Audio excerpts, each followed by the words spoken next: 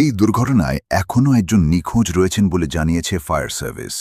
দুর্ঘটনাস্থলে 4টি ইউনিট উদ্ধার অভিযান অব্যাহত রেখেছে বলেও জানানো হয়েছে। ফায়ার সার্ভিস নিয়ন্ত্রণ কক্ষ জানিয়েছে নিহতদের মধ্যে 13 জন নারী, 5 জন শিশু এবং 5 জন পুরুষ।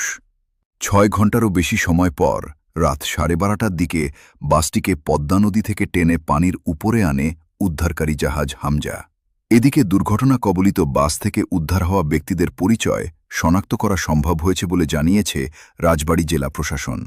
22 জনের মরদেহ নিহতদের স্বজনদের কাছে হস্তান্তর করা হয়েছে বলেও জানান রাজবাড়ী জেলা প্রশাসক সুলতানা আক্তার।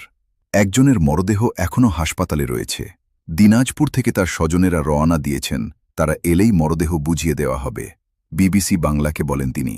এই দুর্ঘটনায় আর কেউ নিখোঁজ রয়েছেন কিনা এমন প্রশ্নের জবাবে মিজ আক্তার বলেন, এখনও নিখোঁজ রয়েছেন এমন দাবি কারো স্বজন বা কেউ আমাদের কাছে করেননি।